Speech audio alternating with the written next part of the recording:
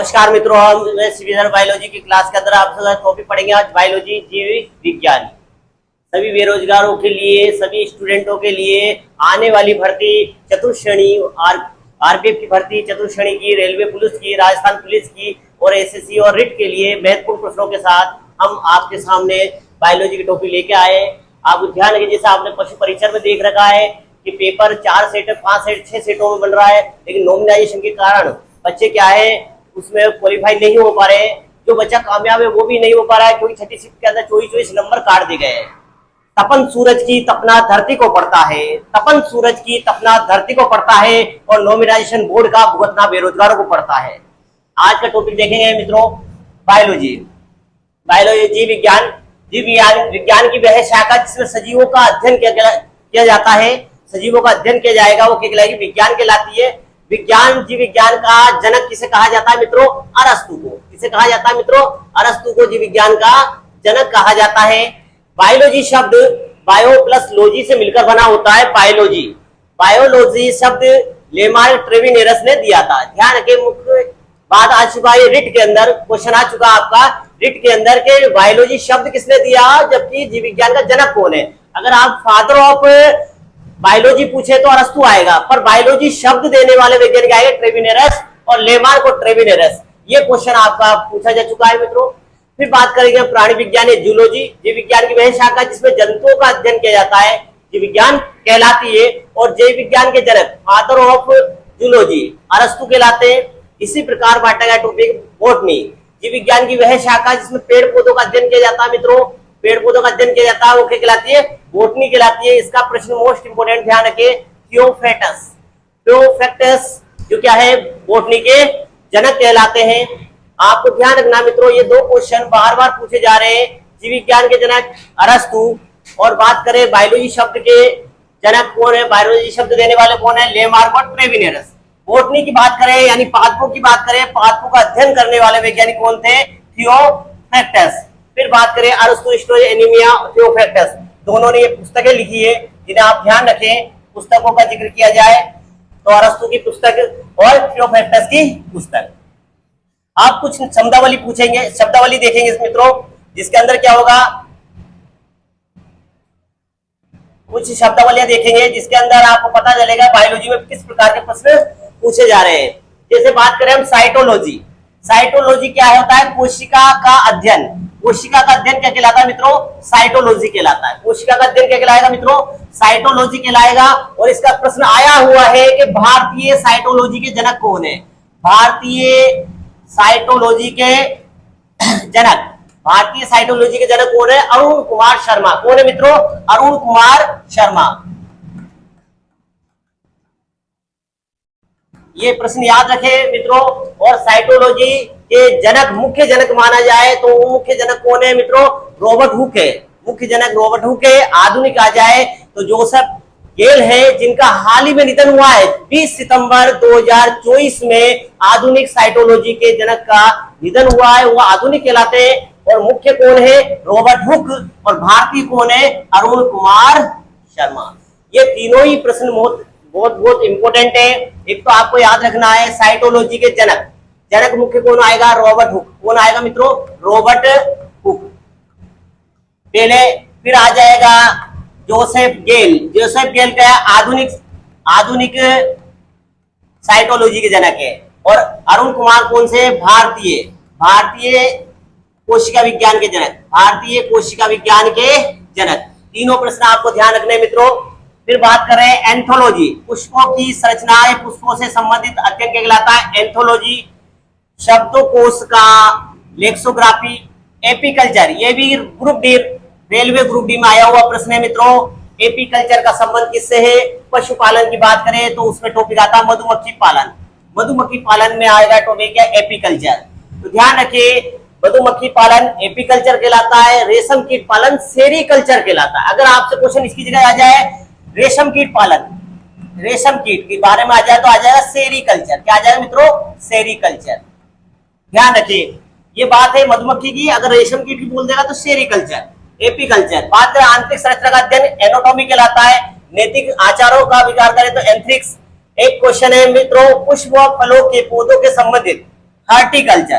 क्या आएगा मित्रों? हॉर्टिकल्चर। ये क्वेश्चन भी आपका एसएससी पूछा हुआ है। हॉर्टिकल्चर का संबंध, अंगूर की खेती का संबंध, हॉर्टिकल्चर का संबंध किससे है? पुष्प और फलों के पौधों से है। हॉर्टिकल्चर पुष्पों और फलों के पौधों से संबंधित जानकारी अध्ययन करना है तो क्या आएगा मित्रों? हॉर्टिकल्चर। यहाँ आगे ऑर्निथोलॉजी, पक्षियों के संबंधित अध्ययन, ऑर्निथोलॉजी कहलाते हैं। ये भी प्रश्न आपका रीट में पूछा, पक्षियों का अध्ययन। डॉक्टर सलीम अली, डॉक्टर सलीम अली, इन्होंने भरतपुर के केलवादेव पक्षी विहार अभ्यारण्य में भी इन्होंने पक्षियों का अध्ययन किया था। तो ये भारतीय पक्षी वैज्ञानिक कहलाते हैं और पक्षियों का अध्ययन ऑर्निथोलॉजी कहलाता है। और डॉक्टर सलीम का संबंध किससे है मित्रों? डॉक्टर सलीम का संबंध ऑर्निथोलॉजी से। फलों का अध्ययन पोमोलॉजी कहलाता है। फलों का अध्ययन क्या कहलाता है मित्रों? फलों का अध्ययन क्या कहलाता है मित्रों? पोमोलॉजी कहलाता है। और बात करें वर्मी कल्चर, वर्मी कल्चर का भी टॉपिक बहुत इंपॉर्टेंट है। वर्मी कल्चर जो है मित्रों वो भी केचुए से संबंध है। केचुओं के द्वारा तैयार की जाने वाली खाद क्या कहलाती है मित्रों? वर्मी कल्चर कहलाती है। क्या कहलाती है? वर्मी कल्चर कहलाती है। केचुओं से संबंधित खाद क्या कहलाती है मित्रों? वर्मी कल्चर कहलाती है। ये प्रश्न ध्यान रखें, वर्मी कल्चर केचुए पालन, केचुए से तैयार की जाने मल के द्वारा बनाई जाने वाली वर्मी कंपोस्ट। क्या मित्रों? Vermi compost. वर्मी कंपोस्ट केचुए से तैयार की जाने वाली खाद है और इस केचुए का पालन करना, वर्मी कंपोस्ट तैयार करने के लिए केचुए का पालन करने के कहलाता है मित्रों वर्मी कल्चर कहलाता है। और वर्मी कल्चर का संबंध ध्यान रखें वर्मी कंपोस्ट है। दूसरा ध्यान रखें किसानों का मित्र, किसानों का मित्र। तो ध्यान रखें मित्रों किसानों का मित्र कौन है? केचुआ। क्यों कहलाता है? क्योंकि यह नाइट्रोजन युक्त उर्वरक बनाता है जिसका नाम क्या है? वर्मी कंपोस्ट है। फिर बात करें सेरोलॉजी, छिपकलियों का अध्ययन, सेरोलॉजी कहलाता है। अंगूर के उत्पादन और उससे अध्ययन वर्टिकल्चर कहलाता है। ध्यान रखिए फल फूल सब्जी की बात करें तो हार्टिकल्चर, और पर्टिकुलर बेलों से संबंधित बात की जाए, अंगूर की खेती की बात की जाए, क्या आ जाएगा मित्रों? वर्टिकल्चर। और ये प्रश्न आपका ग्रुप डी के अंदर आ चुका है, रेलवे ग्रुप डी में, कि वर्टिकल्चर का संबंध किससे? अंगूर की खेती से। पिसिकल्चर, पिसिकल्चर मत्स्य पालन, पिसिकल्चर क्या है? मत्स्य पालन। सेरिकल्चर रेशम कीट पालन, थोड़ी देर पहले बात करी थी मित्रों मैंने, रेशम कीट पालन का क्या संबंध है? सेरिकल्चर से। मधुमक्खी पालन का संबंध किससे है? एपीकल्चर से। जबकि रेशम कीट पालन का संबंध किससे? सेरिकल्चर से। पादप के जीवाश्मों के संबंधित अध्ययन, मोस्ट इंपोर्टेंट ध्यान रखिए मित्रों, 2-3 प्रश्न इस जीवाश्मों के अलग अलग प्रश्न देखे गए। एक तो जीवाश्मों का अध्ययन, जीवाश्म का अध्ययन क्या कहलाता है? फॉसिल डेंटिंग कहलाता है। क्या कहलाता है मित्रों? Fossil denting. जीवाश्मों का अध्ययन क्या कहलाता है? फॉसिल डेंटिंग कहलाता है। फॉसिल डेंटिंग के अंदर अर्ध आयुकाल ज्ञात करने के लिए कार्बन 14 का उपयोग किया जाता है। ये प्रश्न भी पूछा गया है, कार्बन 14 का उपयोग किसमें किया जाता है? जीवाश्मों के अध्ययन में कार्बन 14 समस्थानिक का उपयोग किया जाता है। फॉसिल डेंटिंग का अर्थ होता है जीवाश्मों का। इसी प्रकार एक प्रश्न और बनेगा इससे कि जीवाश्म बनने की क्रिया का मुख्य घटक क्या माना जाता है? कार्बनीकरण। क्या माना जाता है मित्रों? कार्बनीकरण। तो ध्यान रखिए, बात की जाए जीवाश्मों का अध्ययन पोलियोबोटनी, क्या कहलाता है? पोलियोबोटनी, क्योंकि किसका है? प्लांट की बात की जाए। पारिस्थितिकी, इकोलॉजी, इकोलॉजी सजीवों पर यानी किसी क्षेत्र विशेष में रहने वाले जंतुओं पादपों का और उसके वातावरण के साथ जो संबंध का अध्ययन होगा वो अध्ययन ही क्या कहलाता है? इकोलॉजी कहलाता है।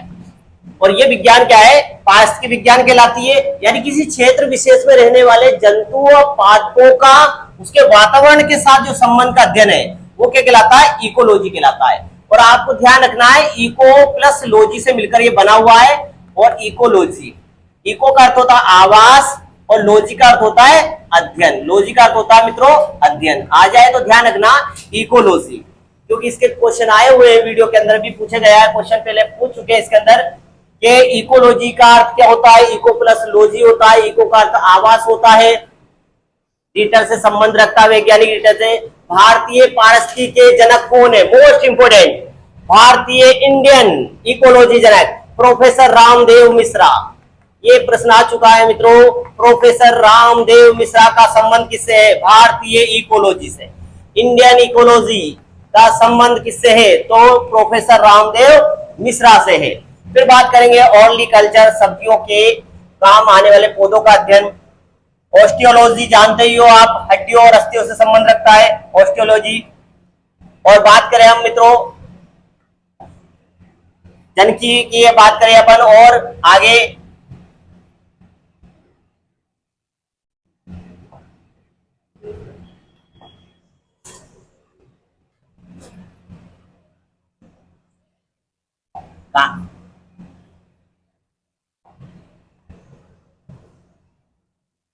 हाँ इकोलॉजी से बात कर, ध्यान रखिए मित्र, इसका एक क्वेश्चन मैंने बता दिया आपको, रामदेव मिश्रा।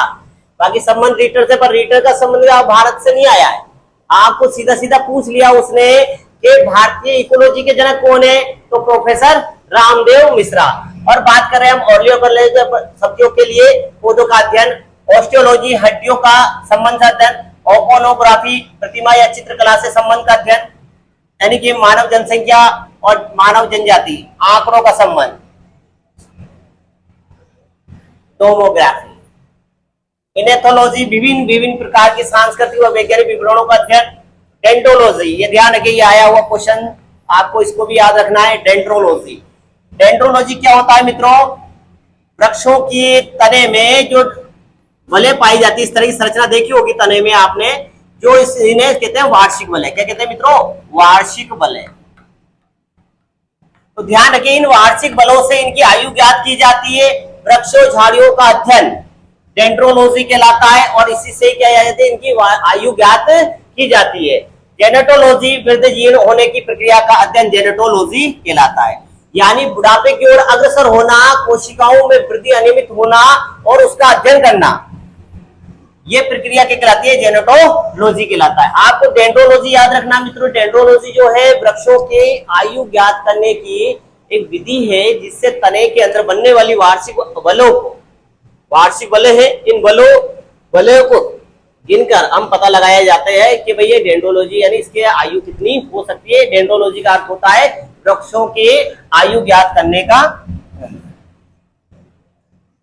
मित्रों इनसे एक प्रश्न जरूर निश्चित है कि इनकी बायोलॉजी से संबंधित नाम पूछा जा सकता है आपसे। Sericulture, apiculture, vermi compost, vermi culture किससे संबंध रखता है? हॉर्टिकल्चर पूछ चुका है वो, वर्टिकल्चर पूछ चुका है। ऑर्निथोलॉजी यानी पक्षी विज्ञान का अध्ययन पूछ चुका है। तो साइटोलॉजी, कोशिका विज्ञान का अध्ययन पूछ चुका है। और भारतीय कोशिका विज्ञान के जनक कौन है? आपको बता ही चुके कि अरुण कुमार शर्मा है। तो इस तरह के प्रश्न इसमें पुराने पेपरों में देखे गए, जिनका हमने जिक्र करा है। हम इसके बाद जो वीडियो लाएंगे, इसमें क्वेश्चनों का संग्रह होगा, तो एक बार आप इनको हल्की हल्की नजर से देखने के बाद उन क्वेश्चनों को सोल्व करना है, जिससे आगामी परीक्षाओं में आप उत्तीर्ण अंक, अच्छे अंक प्राप्त कर सको। देखिए इधर मित्रों, अब बात करें कोशिका विज्ञान, साइटोलॉजी की। इसकी बात कर रहे हैं मित्रों, साइटोलॉजी की। इसकी बात कर रहे हैं हम, साइटोलॉजी। सजीवों की संरचना और क्रियात्मक इकाई, यानी जिस प्रकार एक दीवार की सबसे छोटी इकाई, दीवार की सबसे छोटी इकाई क्या होती है मित्रों? एक ईंट होती है। दीवार की एक सबसे छोटी इकाई क्या होती है? एक ईंट होती है। इसी प्रकार पूरे शरीर की संरचनात्मक और क्रियात्मक इकाई क्या मानी जाती है? कोशिका कहलाती है। ये कहलाती है मित्रों, कोशिका कहलाती है। शरीर की संरचनात्मक और क्रियात्मक इकाई कोशिका कहलाती है। तो ध्यान रखिए मित्रों, ये प्रश्न जो आता है संरचनात्मक क्रियात्मक इकाई, ये अलग अलग प्रकार से आ सकता है। जैसे आपसे पूछ ले तंत्रिका, तंत्र की संरचनात्मक क्रियात्मक इकाई न्यूरॉन कहलाती है। फिर आपसे पूछ रहे हो कि तंत्रिका, तंत्र की संरचनात्मक क्रियात्मक इकाई न्यूरॉन कहलाती है। इसी प्रकार पूछ ले वृक्क की संरचनात्मक क्रियात्मक इकाई नेफ्रॉन कहलाती है। क्या कहलाती है मित्रों? नेफ्रॉन कहलाती है। शरीर की संरचनात्मक क्रियात्मक इकाई कोशिका कहलाती है। वृक्क की संरचनात्मक इकाई न्यूरॉन कहलाती, वृक्क की क्या कहलाएगी? नेफ्रॉन कहलाती है। और तंत्रिका तंत्र की क्या कहलाएगी? न्यूरॉन कहलाती है। इसी प्रकार आपसे पूछ ले कि लीवर में पाई जाने वाली कोशिकाओं का संग्रह क्या कहलाता है? कुपर सेल कहलाती है। फुसफुस की क्रियात्मक इकाई, संरचनात्मक इकाई वायु कूपिका कहलाती है। तो क्वेश्चन आपको ये मिलेगा संरचनात्मक क्रियात्मक इकाई, लेकिन यहाँ पर चेंज हो जाएगा। सजीवों की पूछ लेगा तो कोशिका आंसर आएगा। तंत्रिका तंत्र की पूछ लेगा तो न्यूरॉन आएगा। किसके मित्रों? तंत्रिका तंत्र की। तंत्रिका तंत्र की पूछेगा तो न्यूरॉन आएगा। वृक्क की पूछेगा तो नेफ्रॉन आएगा।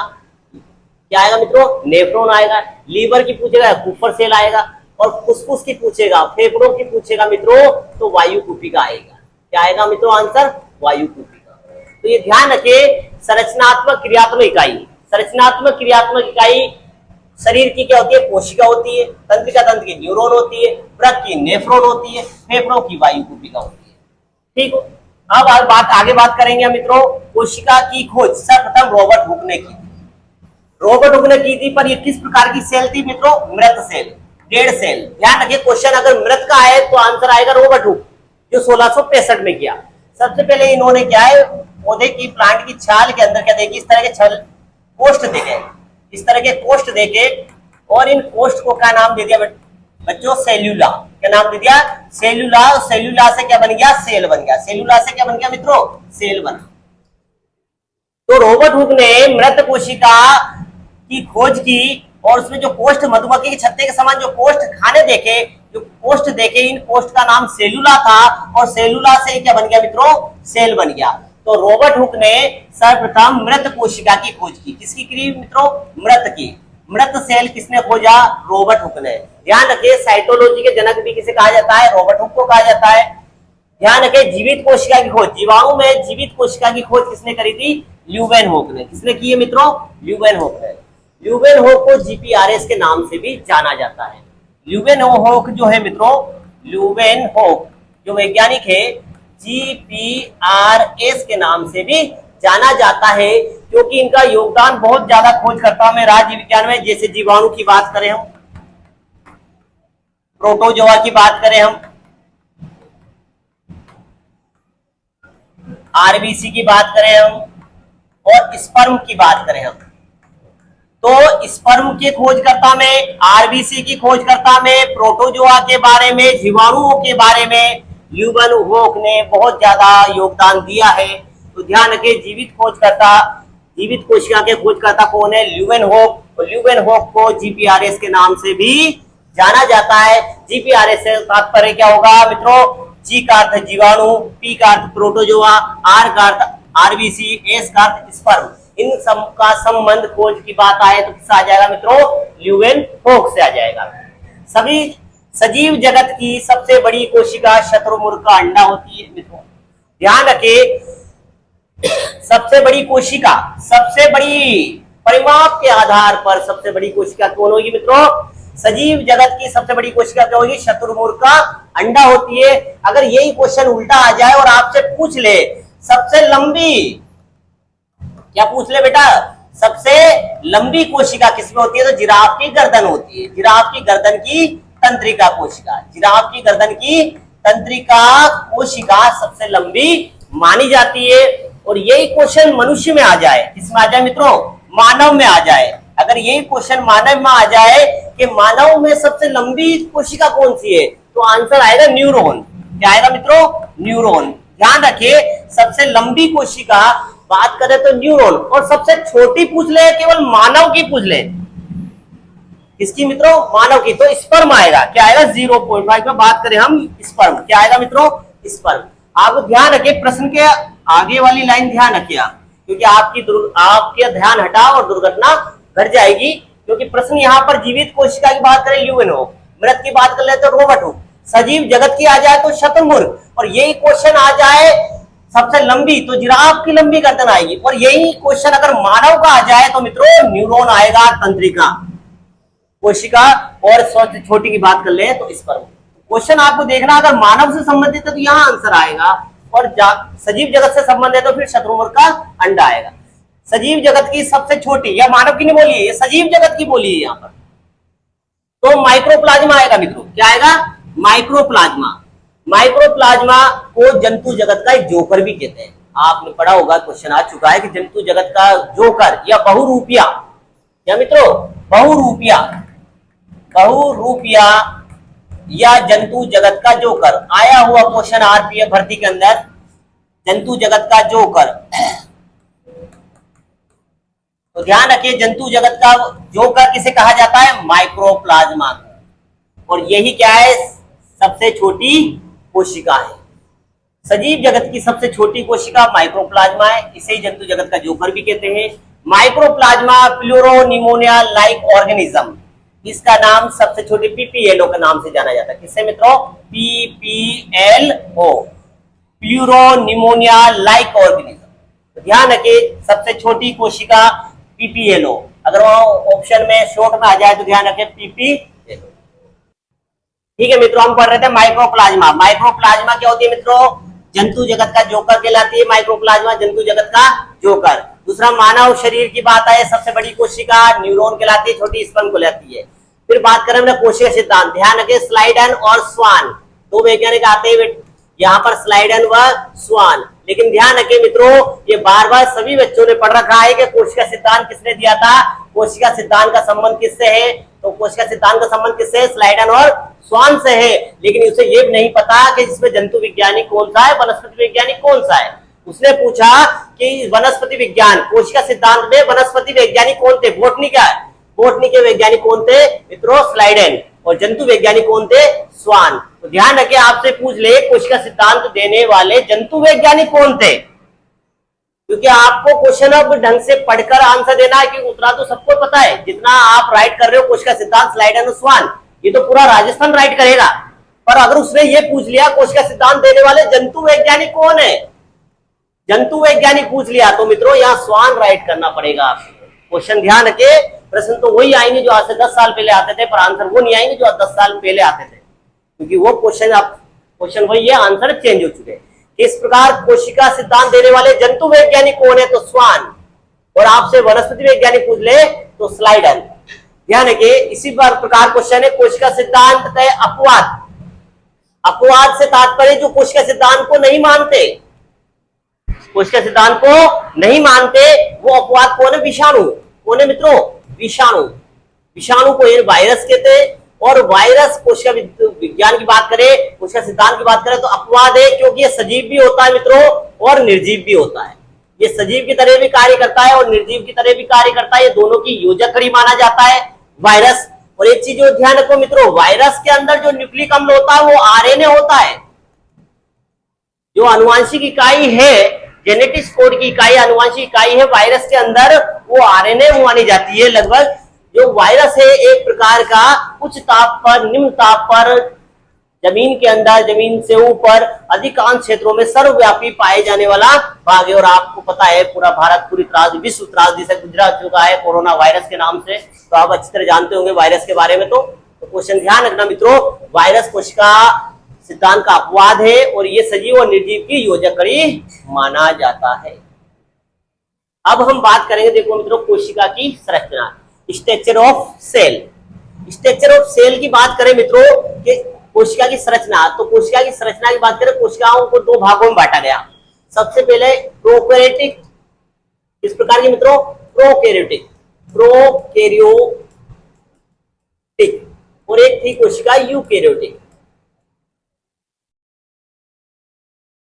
तो मित्रों प्रोकैरियोटिक का अर्थ होता है आदिम।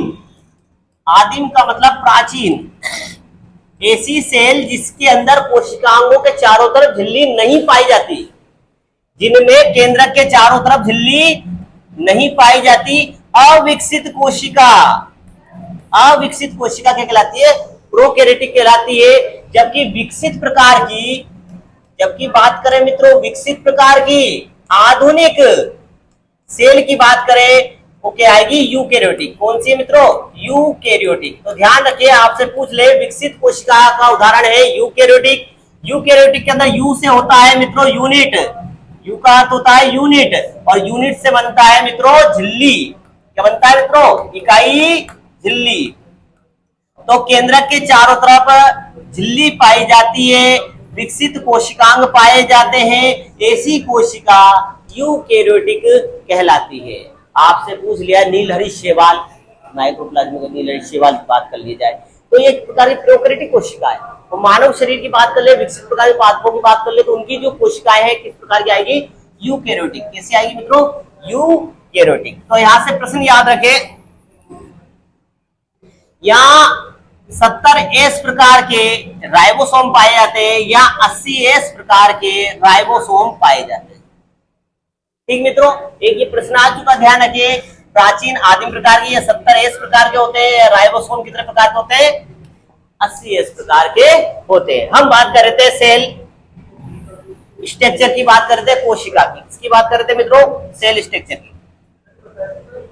कोशिका के चारों तरफ कोशिका भित्ति पाई जाती है। अब बात करें हम कोशिका की, तो कोशिका में दो भाग बांट दिए गए, पादप की कोशिका और जंतु की कोशिका। पादप कोशिका और जंतु कोशिका। मोस्ट इंपोर्टेंट है, ये सब जानते हैं कि पादप कोशिका में क्लोरोफिल पाया जाता है, इसमें क्लोरोफिल नहीं पाया जाता, इसमें क्लोरोफिल पाया जाता है,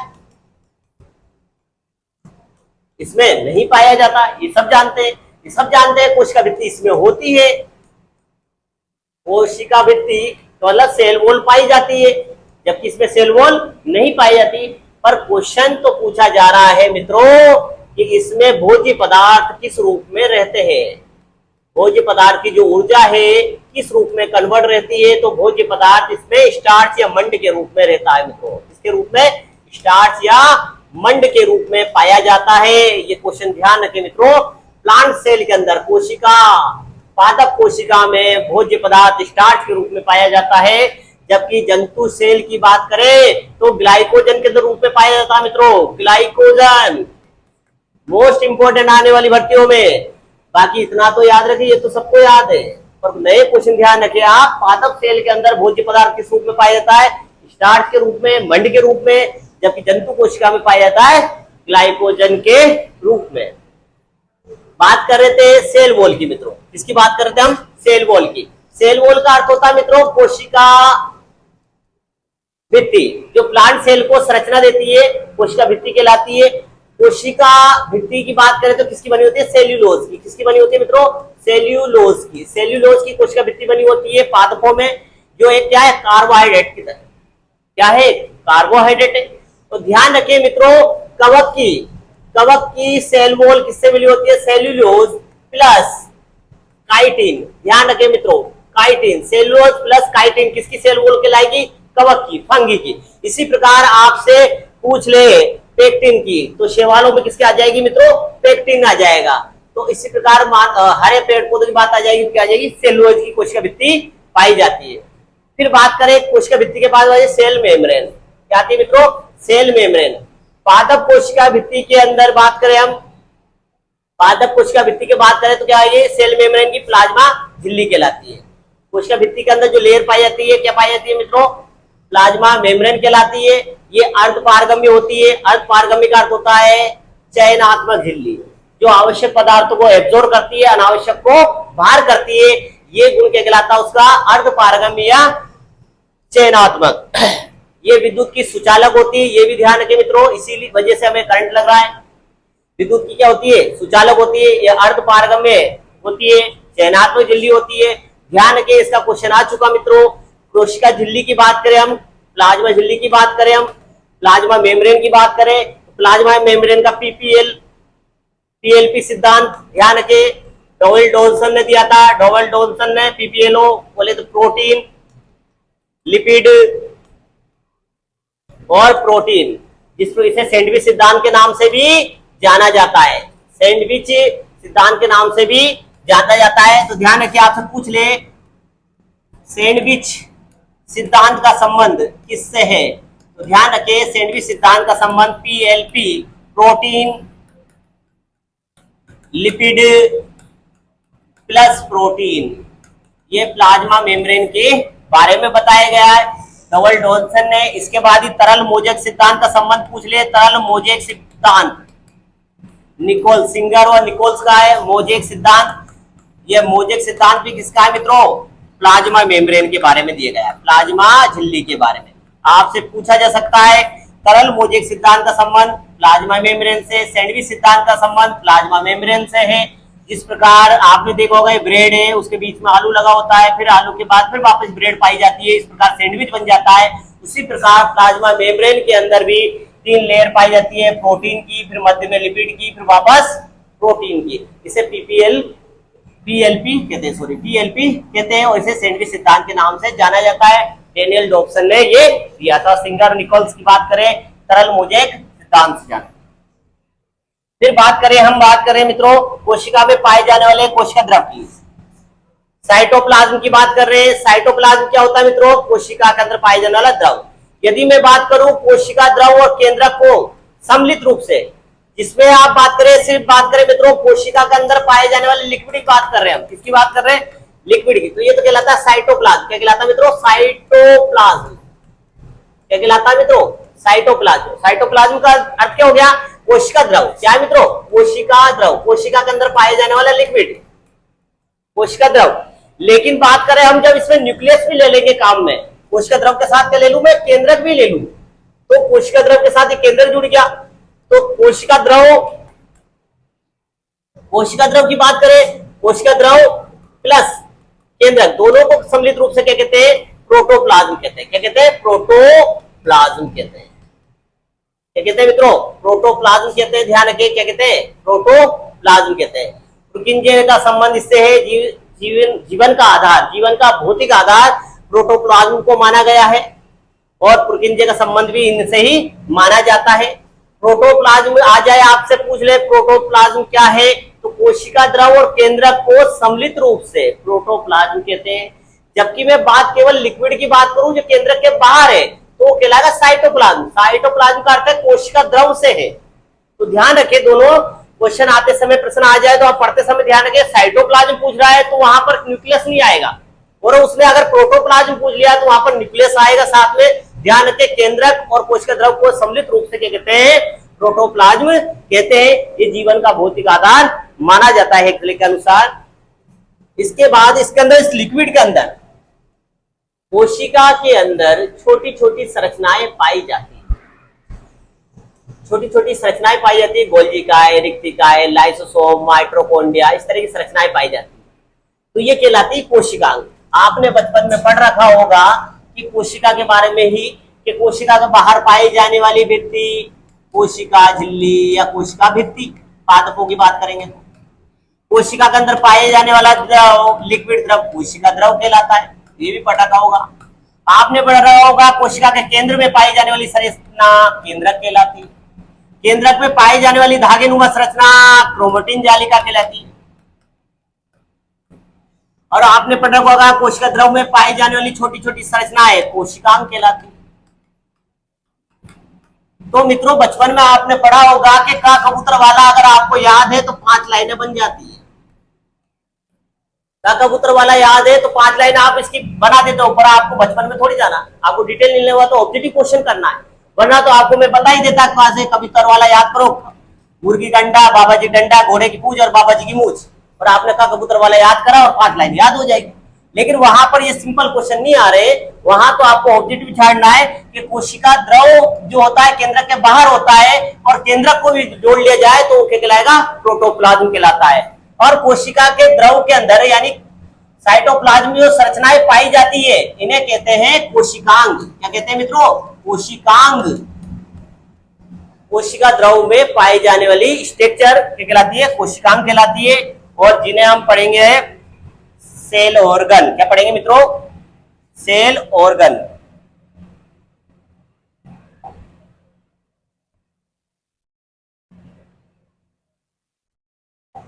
अब सेल ऑर्गन की बात करें तो सबसे पहले महत्वपूर्ण टॉपिक आता है माइक्रो।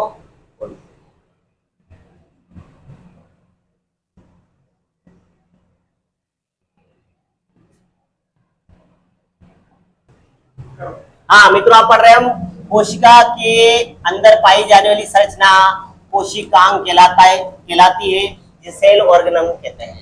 सेल ऑर्गन कहते हैं। जिसमें पहला महत्वपूर्ण टॉपिक आता है मित्रों माइटोकॉन्ड्रिया। सबसे महत्वपूर्ण, हर पेपर में माइटोकॉन्ड्रिया का संबंध और माइटोकॉन्ड्रिया के प्रश्न आपको मिल जाएंगे। सबसे महत्वपूर्ण कोशिकांग है माइटोकॉन्ड्रिया। एबीएम है मित्रों, एबीएम। ये प्रश्न, ये कोशिकांग, कोशिका का एबीएम। एबीएम का अर्थ होता है अति भयंकर, मोस्ट।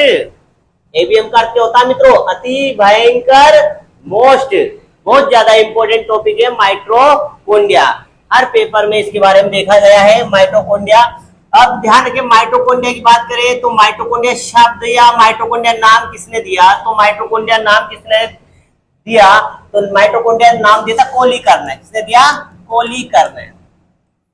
माइटोकॉन्ड्रिया नाम कोलीकर ने दिया, जबकि खोज किसने करी? अल्टमान ने। किसने करी? खोज अल्टमान ने। और बात करें यहां पर मित्रों, क्या बात करें हम? बात करें हम इसकी माइटोकॉन्ड्रिया शब्द का संबंध बताने वाले, अर्थ बताने वाले कौन थे? बेंडा। कौन थे? बेंदा। तो ध्यान रखिए, अल्टमान का संबंध, बेंडा का संबंध, कोलिकर का संबंध किससे माना जाता है? माइटोकॉन्ड्रिया से माना जाता है। ये एक दोहरी झिल्ली वाला कोशिकांग है, यानी इसकी चारों तरफ दोहरी यानी डबल झिल्ली पाई जाती है। ये जूते या चप्पल के तलवे के आकार का होता है। जूते की बात करें, चप्पल के तलवे की बात करें, इस तरह की संरचना पाई जाती है। अंदर वाली जो लेयर है इस तरह की संरचना स्ट्रक्चर बनाती है। और इस तरह की जो संरचना है मित्रों, इसके अंदर जो संरचना पाई जाती है, बाहरी झिल्ली, अंदर वाली झिल्ली, अंदर जो लिक्विड पाया जाएगा वो मैट्रिक्स कहलाता है। जो इस झिल्ली या उंगली समान उभार है, इस उभार को क्रस्टी कहते हैं मित्रों। ये प्रश्न आ चुका, क्रस्टी का संबंध किस ऑर्गेनम से है, किस कोशिकांग से है? तो क्रस्टी का संबंध माइटोकॉन्ड्रिया से है। आपसे पूछ ले नाम किसने दिया? अल्टमान ने। बात करें सामान्य, बेंदा का संबंध इससे है। कोलिकर का नाम, कोलिकर ने माइटोकॉन्ड्रिया को रख दिया। तो इस तरह क्वेश्चन पूछा जाए तो आप ध्यान रखें, तीनों वैज्ञानिक अल्टमान, बेंडा और कोलिकर का संबंध किससे है? माइटोकॉन्ड्रिया से है। माइटोकॉन्ड्रिया जूते के तलवे के आकार की होती है, दोहरी झिल्ली वाली होती है मित्रों। कौन सी होती है? दोहरी झिल्ली वाली होती है। इसमें अंदर वाली झिल्ली उंगली समान उभार बनाती है, इसे क्रस्टी कहते हैं। ये पेपर में आ चुका, क्रस्टी का संबंध किससे है? तो क्रस्टी किस ऑर्गेनम की बात करें, किस कोशिकांग की है? माइटोकॉन्ड्रिया में। अब क्रस्टी के ऊपर डॉट डॉट पाई जाती है संरचना, ये संरचना कहलाती है ऑक्सीसोम। क्या कहलाती है मित्रों? ऑक्सीसोम। और ऑक्सीसोम यानी एफ कण। यहां पर देखेंगे, हम बात करेंगे मित्रों बाहरी झिल्ली, आंतरिक झिल्ली, ये ऑक्सीसोम। यहाँ पर क्रिस्टी है, क्रिस्टी के अंदर कण पाए गए, ये क्या कहलाते हैं? कण, एफ कण, एफ कण कहलाते हैं, इन्हें ऑक्सीसोम कहते हैं। इसमें जो लिक्विड पाया जाता है, यहाँ पर जो लिक्विड पाया जाएगा मित्रों, ये मैट्रिक्स कहलाता है। क्या कहलाता है मित्रों? मैट्रिक्स कहलाता है। यहाँ ध्यान रखिए, स्वयं का माइटोकॉन्ड्रिया का स्वयं का डीएनए पाया जाता है। माइटोकॉन्ड्रिया में स्वयं का डीएनए पाया जाता है, इसलिए इसे अर्ध स्वायत्त शासी अंग कहते हैं। अर्ध स्वायत्त शासी अंग। ध्यान रखिए मित्रों, नया क्वेश्चन, अर्ध स्वायत्त शासी अंग यानी जिसमें स्वयं का डीएनए पाया जाता है। जैसे हरित लव की बात करें, माइटोकॉन्ड्रिया की बात करें, ये ऑटोमेटिक ही क्या है, इनमें अर्ध स्वायत्त शासी अंग क्यों कहलाते हैं? सेमी गवर्नमेंट की तरह काम कर रहा है, कहने का मतलब अर्ध सरकारी हो गया। इसमें स्वयं का डीएनए पाया जाता है। क्या पाया जाता है? स्वयं का डीएनए। और प्रश्न तो आपने पढ़ चुके होंगे कि क्रिस्टी संरचना माइटोकॉन्ड्रिया पाई जाती है, दोहरी झिल्ली वाला कोशिका होता है। कोशिका का बिजली घर भी इसे कहते हैं। क्या कहते हैं? बिजली घर, पावर हाउस। और ऊर्जा को किसके रूप में रखता है मित्रों? एटीपी के रूप में। किसमें रखता है? एटीपी के रूप में। अब आपसे पूछे एटीपी का पूरा नाम? Adenosine triphosphate. Adenosine triphosphate, adenosine triphosphate. बिजली घर कहलाता है, पावर हाउस कहलाता है, ऊर्जा बैंक कहलाता है। ऊर्जा बैंक कौन है? अपना माइटोकॉन्ड्रिया। ऊर्जा बैंक भी कौन है? माइटोकॉन्ड्रिया। अर्ध स्वायत्त शासी अंग कौन है? माइटोकॉन्ड्रिया। माइटोकॉन्ड्रिया में स्वयं का डीएनए पाया जाता है। ये दोहरी झिल्ली वाला कोशिकांग होता है। इसमें एफ कण ऑक्सीसोम कहलाते हैं। ये कोशिका में ऊर्जा संचारण का कार्य करता है, ऊर्जा को इकट्ठा रखता है, स्टोर रखता है। किसके रूप में रखता है? एटीपी के रूप में रखता है। ग्लाइकोलाइसिस की बात करें, ग्लाइकोलाइसिस चक्र, क्रेब्स चक्र की बात करें, ये कहाँ होते हैं? माइटोकॉन्ड्रिया में ही होते हैं। कोशिका द्रव में माने जाते हैं, माइटोकॉन्ड्रिया में माने जाते हैं। तो आपको दो चार चीजें याद रखनी है मित्रों। कोशिका का वह महत्वपूर्ण अंग जो बिजली घर कहलाता है, तो क्या कहलाएंगे? माइटोकॉन्ड्रिया। फिर आपसे पूछ ले पावर हाउस किसे कहते हैं? माइटोकॉन्ड्रिया को। आपसे पूछ ले ऊर्जा बैंक किसे कहते हैं? माइटोकॉन्ड्रिया को। तो जो ऑक्सीसोम ऑक्सीकरण का काम करती है, माइटोकॉन्ड्रिया। प्रश्न पूछा जा चुका है पुराने पेपरों में कि यदि कोशिका को अंतरिक्ष में ले जाया जाए, कोशिका को अंतरिक्ष में ले जाया जाए तो कोशिका का कौन सा अंग नष्ट होगा? कोशिका को अंतरिक्ष में ले जाया जाए तो कौन सा अंग नष्ट होगा? माइटोकॉन्ड्रिया होगी, गोल्जी कोई होगी, गोल्जी बॉडी, या फिर केंद्रक होगा, या रिक्तिका होगी। तो मित्रों ध्यान रखिए, यदि अंतरिक्ष में ले जाया जाए अंतरिक्ष में सेल को ले जाया जाए तो अंतरिक्ष में सेल को ले जाया जाए तो सबसे पहले माइटोकॉन्ड्रिया नष्ट हो जाएगी। माइटोकॉन्ड्रिया क्यों नष्ट हो जाएगी? क्योंकि ये क्या करती है? ऑक्सीकरण करती है, ऑक्सीडेशन का संबंध रखती है। ये ऑक्सीजन से जुड़ती है, ऑक्सीजन का ऑक्सीकरण करती है, ऊर्जा बनाती है, और वहां पर हम पे जाओगे तो अंतरिक्ष में ऑक्सीजन समाप्त होने लग जाएगी, धीरे धीरे कम होने लग जाएगी। तो सबसे पहले मरने वाला कोशिकांग कौन सा है? माइटोकॉन्ड्रिया। डेड होने को तो सभी हो जाएगी, लेकिन माइटोकॉन्ड्रिया सबसे पहले होगी। तो क्वेश्चन ध्यान रखिए, सबसे पहले नष्ट होने वाला कोशिकांग तो माइटोकॉन्ड्रिया माना जाता है। बिजली घर, पावर हाउस किसे कहते हैं? माइटोकॉन्ड्रिया को कहते हैं। माइटोकॉन्ड्रिया कोशिका के अंदर दोहरी झिल्ली नुमा संरचना होती है। ध्यान रखिए, कौन सी झिल्ली पाई जाती है? दोहरी झिल्ली पाई जाती है। इसकी बात करें आपको माइटोकॉन्ड्रिया की, माइटोकॉन्ड्रिया को कोशिका का शक्ति गृह भी कहते हैं। कोशिका का शक्ति गृह, ध्यान रखिए, कोशिका का शक्ति गृह, कोशिका का पावर हाउस किसे कहते हैं? इस प्रकार कोशिकांगों से अलग अलग प्रकार के प्रश्न मिलते हैं। अलग अलग टॉपिकों से आपने कोशिकांग में जैसे गोल्जिकाए, रिक्तिकाए बात करें, गोल्जिका रिक्तिका केंद्र की बात करें, टोनोप्लास्ट वाली झिल्ली किसमें पाई जाती है, लाइसोसोम क्या है, कौन सा कोशिकांग है, और अंतरप्रति जालिका क्या कार्य करती है। इस प्रकार के क्वेश्चन कोशिकांगों से मिलते हैं। और कोशिकांगों में क्वेश्चन महत्वपूर्ण पूछा गया कि लाइसोसोम नाम सुना होगा आपने, लाइसोसोम लयन काय। तो ध्यान रखिए मित्रों, इससे क्वेश्चन एसएससी में भी पूछा गया है कि कोशिका का परमाणु बम, कोशिका का परमाणु बम, कोशिका का परमाणु बम किसे कहते हैं मित्रों? तो लाइसोसोम को कहते हैं। कोशिका का परमाणु बम किसे कहा जाता है? तो लाइसोसोम को कहते हैं। कोशिका का सफाई कर्मचारी आ जाए, कोशिका का सफाई कर्मचारी आ जाए, तो सफाई कर्मचारी किसे कहते हैं? ये भी किसे कहते हैं? लाइसोसोम को कहते हैं। क्योंकि इसमें फेगोसाइट्स पाई जाती है। फेगोसाइट्स के सेल क्या करती है? इनको जो नष्ट कर देती है और नष्ट करके नई सेल का निर्माण में सहायक होती है। तो आपसे क्वेश्चन बार बार पूछा जा रहा है, कोशिका का शक्ति गृह किसे कहते हैं? ये पुराने पेपरों में देखा, कोशिका पावर हाउस, बिजली घर पर, लेकिन अब जो प्रश्न पूछा जा रहा है उसकी आंतरिक संरचना से पूछा जा रहा है कि निम्न में से कौन सा अंग, जिसे पूछा पुराने पेपरों में कोशिका का झिल्ली रहित अंग तो कौन सा है मित्रों? देखो, माइटोकॉन्ड्रिया एक ऑप्शन, दूसरा ऑप्शन गोल्जिकाए, सी ऑप्शन हरित लवक, डी ऑप्शन राइबोसोम। तो कौन सा अंग झिल्ली रहित होता है? झिल्ली रहित अंग कौन सा है? झिल्ली रहित कोशिका का झिल्ली रहित अंग कौन सा है आप बताइए। तो देखो, आपको पता है माइटोकॉन्ड्रिया दोहरी झिल्ली वाला होता है, गोल्जिका एकल झिल्ली वाला होता है, हरित लवक में दोहरी झिल्ली पाई जाती है, इसमें एकल झिल्ली पाई जाती है, और राइबोसोम क्या आएगा आंसर मित्रों? राइबोसोम। तो ऊपर से ही प्रश्न पूछ लिया जाए कि एक बिना झिल्ली वाला कोशिकांग कौन सा है, तो आंसर आएगा राइबोसोम। राइबोसोम इसमें झिल्ली नहीं पाई जाती, गोल्जिकाए में एकल झिल्ली पाई जाती है, माइटोकॉन्ड्रिया में दोहरी झिल्ली, हरित लवक में दोहरी झिल्ली पाई जाती है। इस तरह के प्रश्न इसमें से पूछे जा चुके हैं पहले, एकल झिल्ली वाला, दोहरी झिल्ली वाला, बिना झिल्ली वाला कौन सा कोशिकांग है।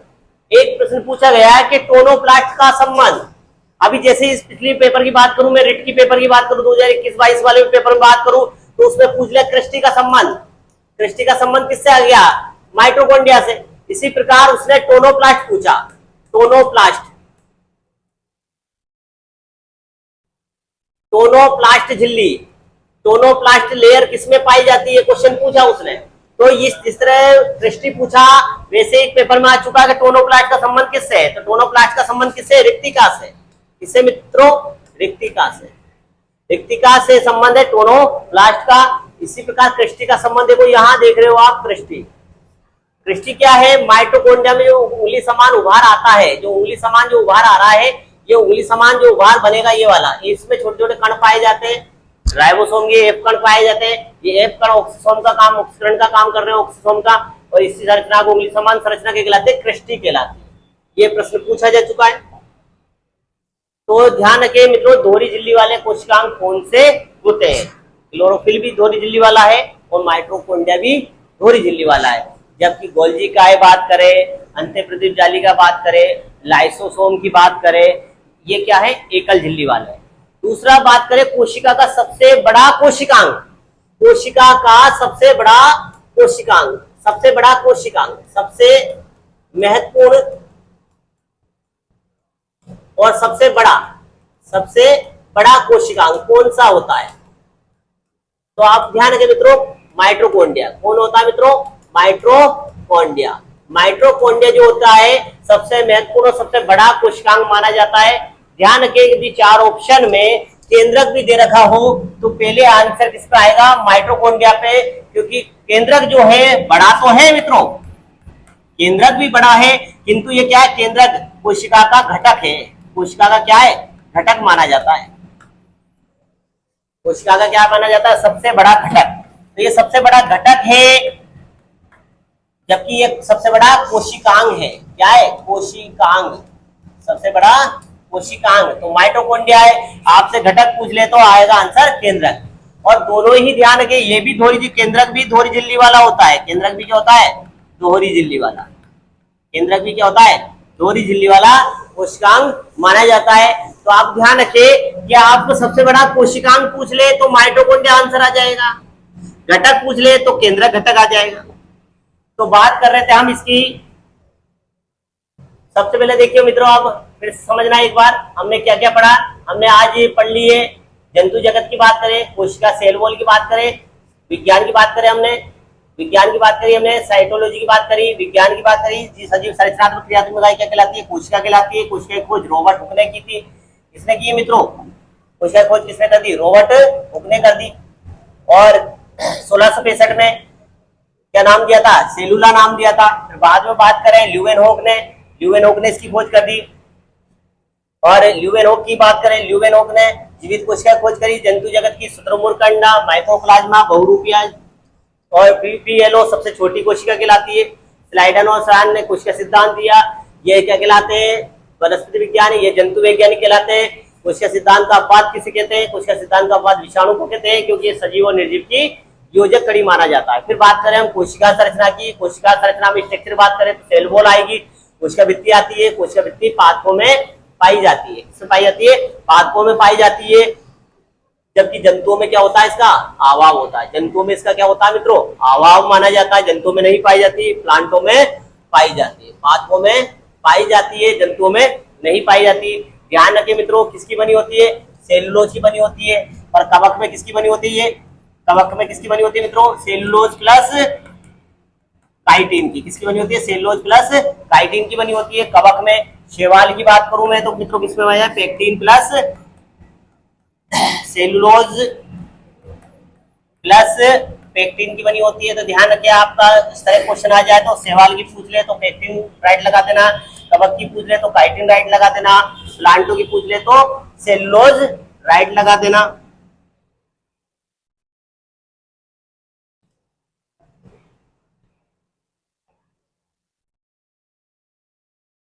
और आपको दिखने में कोई दिक्कत आ रही है तो मित्रों इससे हम अगली स्लाइड में जब इसकी बात करेंगे क्वेश्चनों की, तो इसके अंदर ज्यादा काटाफासी नहीं करेंगे, एक्स्ट्रा पेज में ही आपको बता देंगे, उसकी चिंता मत करो।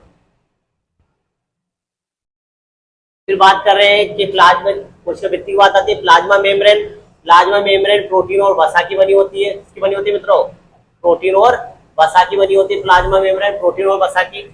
अभी इससे बताया हमने पीएलपी सिद्धांत किसका है? सैंडविच सिद्धांत का संबंध किसका है? सैंडविच सिद्धांत किसने दिया? सैंडविच सिद्धांत डोनाल्ड डॉल्सन ने दिया। पीपीएल का मतलब protein lipid protein, protein lipid protein, यानी सैंडविच सिद्धांत किसके संबंध रखता है? प्लाज्मा लेयर से सिर्फ प्रदान रखता है। प्लाज्मा लेयर किस प्रकार की झिल्ली होती है? अर्धपारगम्य होती है, यानी कहने का मतलब सीधा सीधा बोले हम सेमी प्राइमल मेम्ब्रेन का अर्थ है, यानी अर्धपारगम्य झिल्ली, यानी इसे कहते हैं चयनात्मक झिल्ली। आवश्यक पदार्थों को एब्जॉर्ब करती है, अनावश्यक पदार्थों को बाहर करती है। फिर बात कर ली हमने केंद्रक की और कोशिका द्रव की, तो आ जाएगा प्रोटोप्लाज्म। केवल द्रव की बात करेंगे तो कोशिका द्रव, साइटोप्लाज्म, और इसकी संबंध किससे? पुरकिंजन है। ध्यान रखिए, जीव द्रव्य जीवन का भौतिक आधार है, मोस्ट इंपोर्टेंट, जीवन का भौतिक आधार प्रोटोप्लाज्म को कहते हैं। फिर हमने आपसे बहुत कई बात करी, कोशिका के अंदर पाए जाने वाले ऑर्गन्स की बात करी। ऑर्गेनम का क्या होता है? माइटोकॉन्ड्रिया दोहरी झिल्ली वाला होता है, एकल झिल्ली वाले और बिना झिल्ली वाले।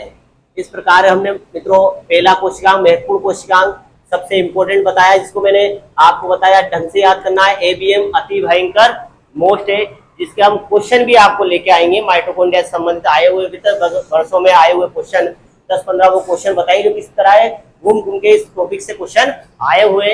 कल हम इनका जिक्र करेंगे। जो महत्वपूर्ण टॉपिक है माइटोकॉन्ड्रिया।